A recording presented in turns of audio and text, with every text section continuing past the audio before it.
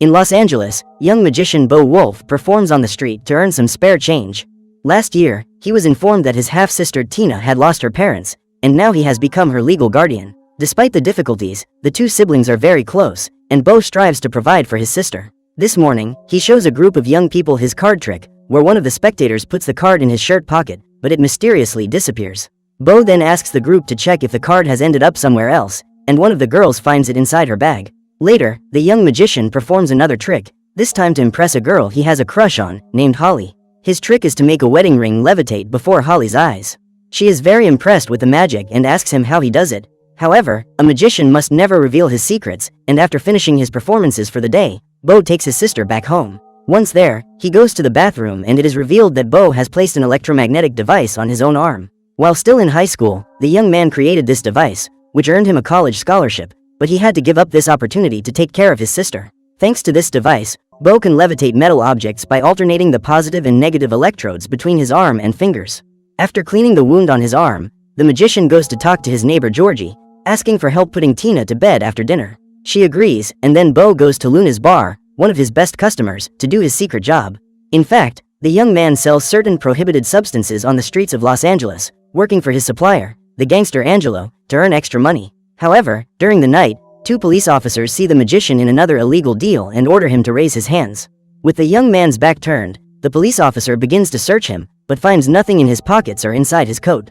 Without any evidence, the officer tells him to leave, but thanks to his magic tricks, Bo managed to hide the merchandise in his coat sleeve.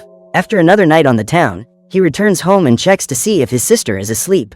With everything in order at home, Bo goes to rest, but ends up oversleeping and wakes up to the sound of the fire alarm. He quickly runs to the kitchen and sees his sister trying to fry bacon in a pan with oil.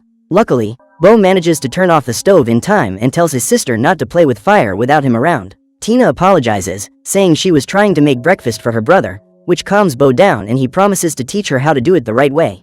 After breakfast, the young man finishes counting the money he collected during the night, in addition to what he managed to earn with his magic tricks. Among the money, he finds a piece of paper with Holly's number, and without wasting any time, Bo contacts her and sets up a date with the girl. Hours later, Bo goes to Angelo's house and delivers the day's payment. The man is impressed with the young man's business skills and asks for another favor, saying he needs to know who is selling the substances at Luna's nightclub. Bo agrees to do this and says he has a date with a girl later, so Angelo gives him a bonus so they can both have fun. The young man thanks him for his help, and later, he goes to the nightclub and sees one of the customers leaving the bathroom with some merchandise. Upon entering, Bo finds the seller and asks if he has any products to sell him. The guy refuses, but when Bo insists, he loses his patience and pushes him against the wall, warning him that he has nothing for sale. The guy then leaves, but Bo manages to take his cell phone without him noticing and informs Angelo that the supplier's name is Maurice. After that, Bo goes to meet Holly at a restaurant, and throughout the date, the two feel a strong connection to each other. Unfortunately for Bo, work calls, and he receives an urgent call from Angelo, asking him to come to his house. With no other choice, he cancels his date with Holly, but she says she enjoyed meeting him, and the two agree to see each other again. Minutes later, Bo arrives at Angelo's house, and one of his henchmen hands him a gun. Soon after, the boss appears, saying he has discovered Maurice's location and intends to teach him a lesson so he never tries to invade his territory again. Bo realizes that things have gone too far, but he can't back out and follows the group to the criminal's hideout. Once there, Angelo storms in and finds Maurice and his men playing poker, paying little attention to the group. Angelo then orders Bo and the others to check if there are more people in the place, but the magician gets nervous and drops his gun. Then, another one of Maurice's henchmen appears and tries to take the gun, but he is saved by his colleague, who points the gun at the guy. With the place secure, Angelo sits down at the table and warns Maurice that he cannot invade the territory without his permission. However, the guy is not intimidated, calling him old man and telling him to get out of there as soon as possible. As if that weren't enough, his henchman throws a poker chip in Angelo's face, not taking him seriously. In response, the crime boss beats up the lunatic and warns Maurice that if he doesn't want the same thing to happen to him, he'd better become a dealer and pay the 30% fee. After this lesson, Angelo takes everyone back, and on the way, his men make fun of Bo for dropping his gun. Even so, the crime boss is pleased with the young man's work and names him one of his trusted men. Despite this, Bo is not satisfied with the way things have turned out and goes to talk to Georgie. He says he was surprised by Angelo's attitude, who, despite being involved in crime, seemed to be a peaceful guy and only did illegal business on the streets. However, now that things have escalated to more serious crimes, Bo realizes he can't continue this life much longer. Because of this, the next day he does even more magic shows to raise money, one of them in front of Holly's workplace. The girl is happy to see him again, and Bo invites her to dinner and to watch a movie at his house. Holly accepts, and when she arrives, she is greeted by Georgie and Tina, with the girl saying she likes her brother's girlfriend. However, the moment is interrupted by an unexpected visit from Angelo, who calls Bo aside to talk. As they leave the house, the man says that Maurice did not fulfill the agreement, and now he intends to teach him one last lesson. Angelo then tells Bo to get ready to go with him, and once again the young man is forced to leave Holly and her family at home. The girl, however, agrees to take care of Tina, and Georgie asks what happened, but Bo thinks it's best to keep everything a secret and leaves. Minutes later, Angelo and his group find Maurice leaving a nightclub accompanied, and knock him down with a blow to the head. Then, the crime boss takes him to his house and warns him that now he will suffer the consequences for breaking the agreement. Angelo then asks Bo to get a tarp from the kitchen, and his men place Maurice on top of it. Soon after, Angelo hands Bo a cleaver and orders him to remove Maurice's hand, as he needs to learn a lesson about respect. At first, the young man refuses, but faced with Angelo's threats, he obeys and removes Maurice's hand after several attempts. Bo feels bad about what he has just done, and Angelo takes him back home and gives him a new shipment of merchandise, in even greater quantity. With no other choice, Bo accepts the new job, and when he gets home, he finds Holly sleeping on the couch. The young man takes her to bed and gives her one of his t-shirts, but when the young woman goes to change, Bo sees several marks around her back. Despite this, the young man decides not to mention it, and the two rest for the rest of the night. The next morning, Bo wakes up to a message from Holly, saying she had to leave early for work, but is waiting for his message. Bo promises to get back to her, but first he needs to finish his work and calls Georgie to show him the merchandise he received from Angelo. In total, he has a kilo of the substance to sell, but the young man decides to adulterate the product, mixing it with baking soda to double the amount to 2 kilos.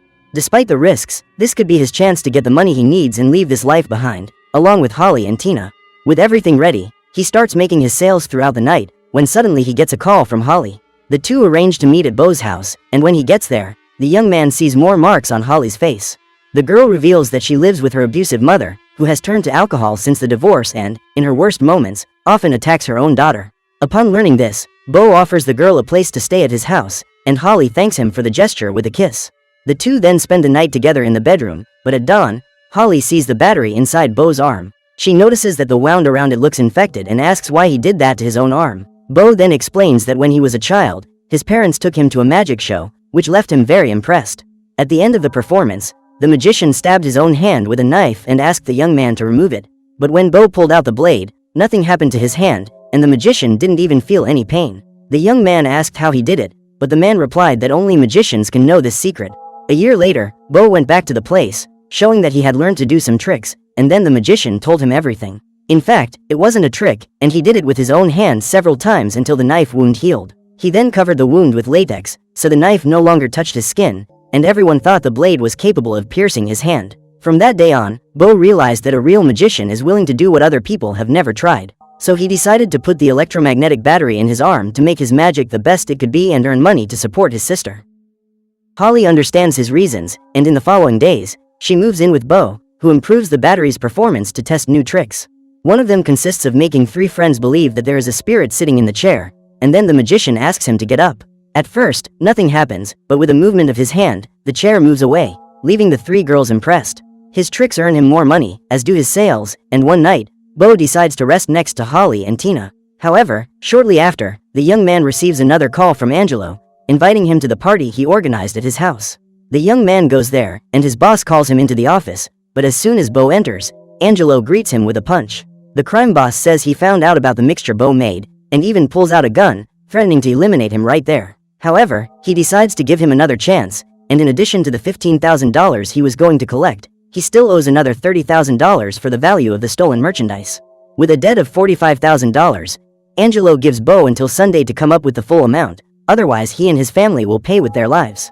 Desperate, the young man leaves, and when he gets home, Holly asks him what happened. After telling her the whole truth, Bo believes that Holly will leave, but instead, she convinces him to sell the merchandise and continue his magic tricks.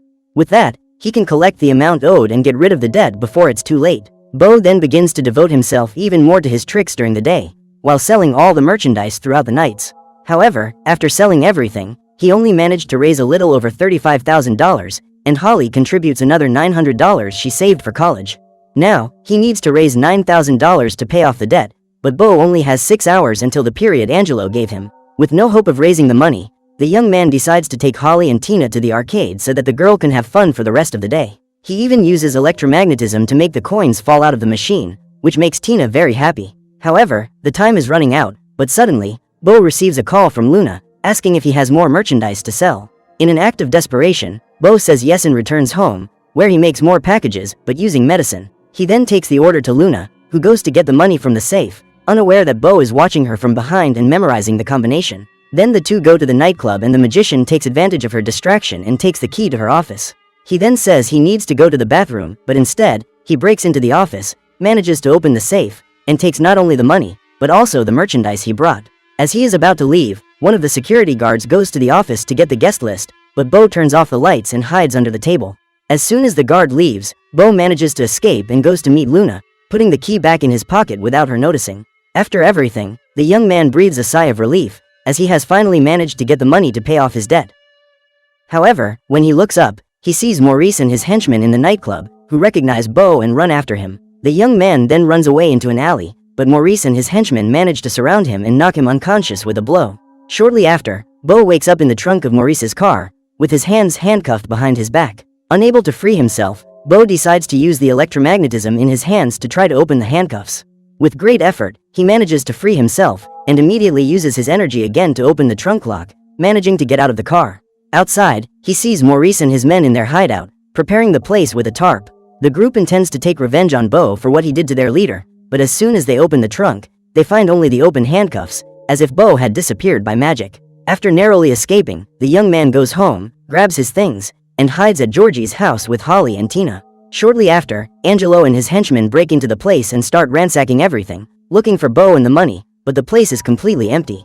Angelo then calls Bo, and the young man answers from the other house, saying that he hasn't gotten all the money yet and needs more time. Furious, the crime boss warns him that he will give him one more day, and will add another $5,000 for the inconvenience. The next morning, Bo drops his sister off at school and goes to talk to Holly, who suggests that the two of them flee Los Angeles as soon as possible. Bo accepts the idea, and hours later, he goes to pick up Tina from school, only to find that she is no longer there. Soon after, he receives a call from his sister's cell phone, but on the other end of the line, Bo hears Angelo's voice. The gangster gives the young man one last warning to get the money back, or he will never see his sister again. With the situation becoming increasingly complicated, Bo returns home and tries to think of a way to save Tina. Amid the mess inside the house, he finds a photo from his high school days, when he won the science fair for his project on electromagnetism. In the photo, he is standing next to his old teacher, Mr. Granger, and Bo decides to go to his house to ask for his help. The young man then shows him what he has done to his own arm and says that with it, he can move metal objects, but he needs more power to control even heavier metals. The teacher is impressed with what the young man has done, but warns him that the infection is spreading through his arm. However, Bo has no time to lose and asks the teacher how he can make his electromagnetism even more efficient. For that, they will need a bigger battery, so Mr. Granger takes the young man to his garage, and there they begin to rework the device.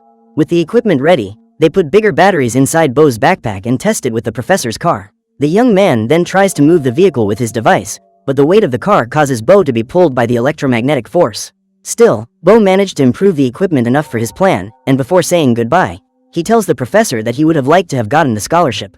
Unfortunately, life has taken a different turn, and now he needs to solve a problem so he can try to start over. Finally, Bo goes to Angelo's house and says goodbye to Holly, asking her to run away if he doesn't return in half an hour. Then the young man enters the house, and inside, Angelo's henchmen are throwing a party. When they see Bo, one of them advances toward him, but the man has metal teeth, and the young man uses his magnetism to rip them all out. The guy is bewildered, and the second henchman attacks Bo with a metal baseball bat.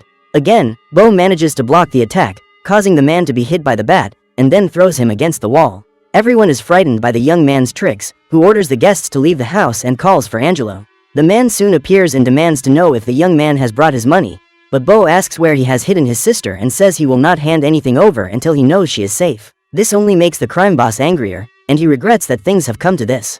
Angelo trusted Bo to be one of his trusted men, but that's all over now, and he will pay for his disrespect with his own life. The man then pulls out his gun and shoots at Bo, but in a reflexive movement, the young man manages to block the bullets with magnetism. He then disarms Angelo, picks up one of the bullets lying on the floor, and presses it against the man's forehead, demanding to know where his sister is. With the bullet about to eliminate him, Angelo reveals that he left the girl with his aunt and asks him to stop the bullet. Seeing that the guy told the truth, Bo lets him go and even returns the $15,000 owed for the sale of the merchandise. After that, the young man calls Holly to go to Angelo's aunt's address, and he needs to hurry because his arm is overheated from the effort. Once there, he is relieved to find his sister safe, and flees with her and Holly far away from there. Months later, the three are living in San Diego, where Bo continues to perform his magic tricks for pedestrians.